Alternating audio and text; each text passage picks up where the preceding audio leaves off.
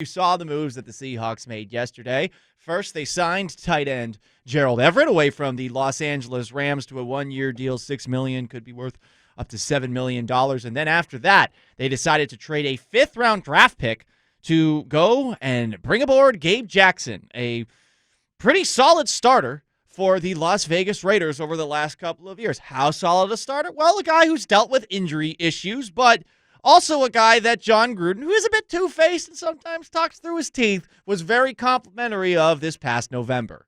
He dislocated his elbow, I think, our first year here, and then last year he dislocated his kneecap in training camp and never was healthy.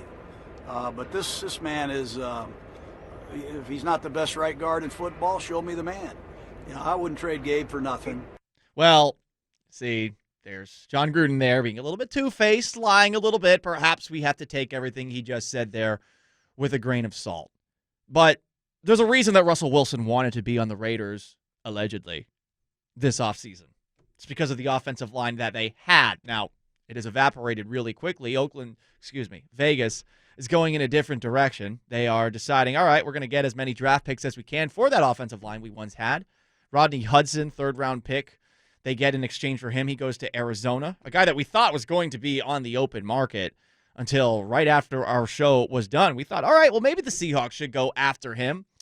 I saw that deal happen yesterday, a third-round pick, and I thought to myself, I think I would have been okay with the Seahawks trading a second-round pick for the 31-year-old center, just given how good Hudson's been over the years. But the Raiders continued their moves with the Trent Brown trade for a seventh-round pick, a guy who they just signed a couple of years ago to a monstrous deal. And, of course, they wrap it all up by sending Gabe Jackson to the Seahawks in exchange for a fifth-round pick.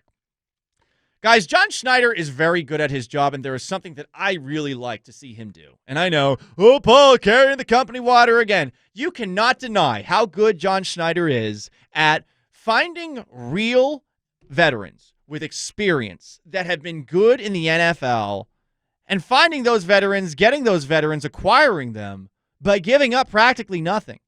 I wrote a piece about this for 710sports.com this past October, and I actually tweeted it out this morning.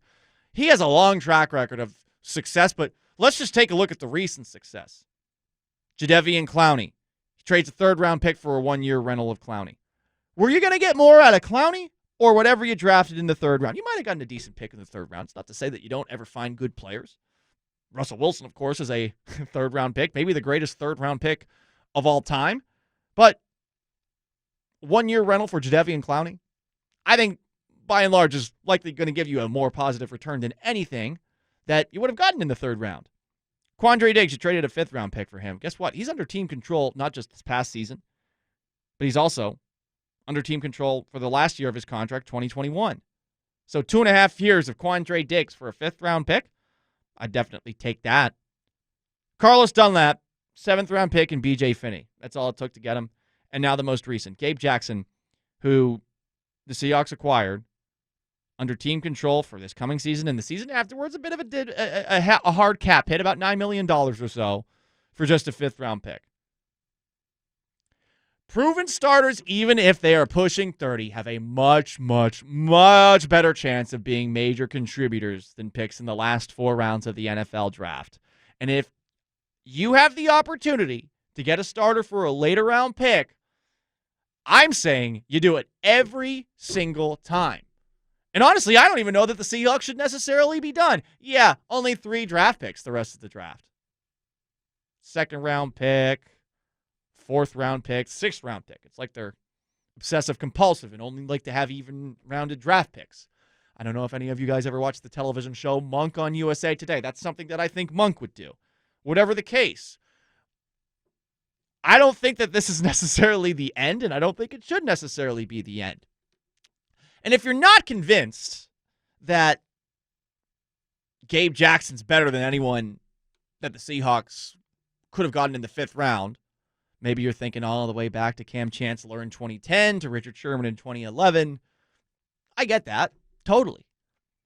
But then take a look at all the 5th-round picks since then. If you are one of these few stragglers here that's looking at this and is saying to themselves, oh, well, maybe they should have waited to see if he hit the open market. Oh, a 5th-round pick? My goodness, you got to have all the picks you can have. Here are all the guys that they drafted, and tell me how many of them you recognize.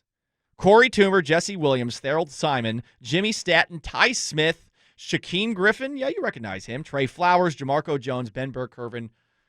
Those are the guys that I barely know anything about that they drafted in the 5th round over the last couple of years. And while they did find some good players, Luke Wilson, Quentin Jefferson contributed to you, Shaquem Griffin to an extent, Michael Dixon, probably your best 5th round pick since Richard Sherman and Cam Chancellor. You weren't going to find, and Alton Robinson last year, looks like he had some promise. You were very unlikely to find someone that was going to be able to help fix your offensive line to the degree of Gabe Jackson, who you just got yesterday for a 5th round pick. I think that's a steal. And I think that John Schneider deserves credit for it. I think that Russell Wilson should be happy about it. And I think that Mark Rodgers should also be happy about it. Everyone's happy. Let's move on, huh? Especially when you think about this. This was a fun little tidbit that we got from co-host of the Jake and Stacy show and American Ninja Warrior, Jake Heaps. I was thinking about Gabe Jackson. What does he bring to the table? What sets him apart? And Jake, when he was on with us in the last hour, brought up a moment in Jackson's career that should have any Seahawks fan who is scared of one player in particular in the NFC West rubbing their palms together. Now you got a guy in Gabe Jackson. I went back to 2018 to watch the Raiders and Gabe Jackson go up against Aaron Donald, and guess what? He didn't get embarrassed. He didn't get embarrassed against Aaron Donald, and that's a hard thing to do. He held his own. He didn't physically dominate him, but the one other thing that I liked that I ended up seeing, for some reason, Aaron Donald didn't like Gabe Jackson too much. They got in a lot of, it was a little chippy out there. So that's something that I really like when I watch the film from Gabe Jackson that he can bring to the table. He's going to squab with Aaron Donald. Now, I don't know if that works out. I mean, we have seen Aaron Donald, by the way, practicing during the offseason with knives, so that's scary. Maybe you don't want to get him mad. But I also have seen Aaron Donald in games sometimes lose his mind a little bit. And maybe Gabe Jackson's the kind of person that can get Donald off of his game. Honestly, at this point, right, you need to pull out all the stops, all the tactics. And I'm even including perhaps WWE tactics, like getting a chair out and smacking him in the back of the head. Illegal. How much would someone have to pay you to anger Aaron Donald? I mean, I'm not Gabe Jackson's size, Maura Dooley. So this is a lot of money that we're talking about. Like, you realize why you have to pay him so much when you think about it like that.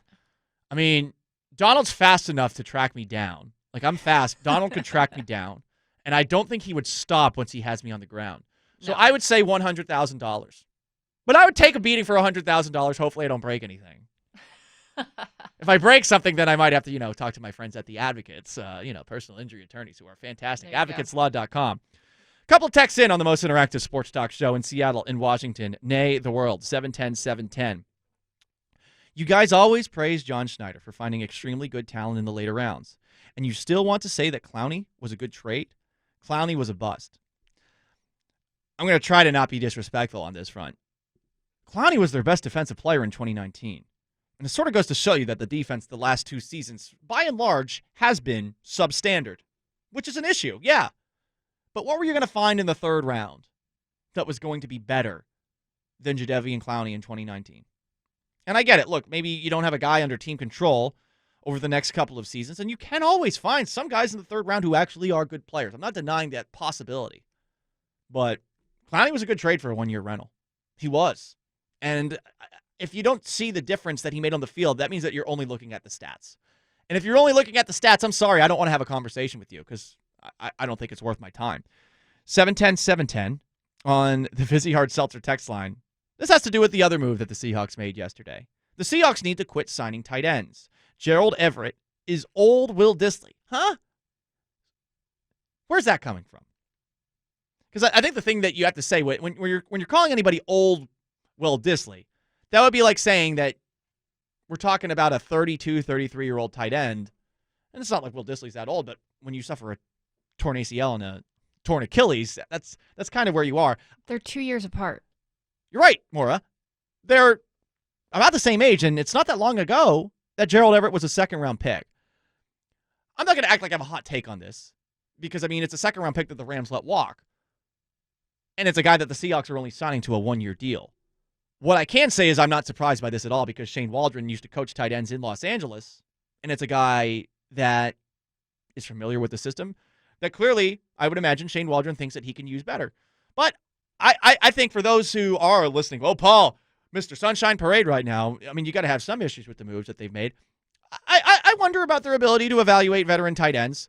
Jimmy Graham, who they traded for, it's not like he was a bad – it's not like he is/was a bad player, but he was a bad fit. We can all agree on that, and they used him incorrectly. Ed Dixon, I mean, they waited and waited for him. I don't know if that's a medical misevaluation or what, but that didn't work out. And Greg Olsen, it didn't work out to the degree that you thought it would.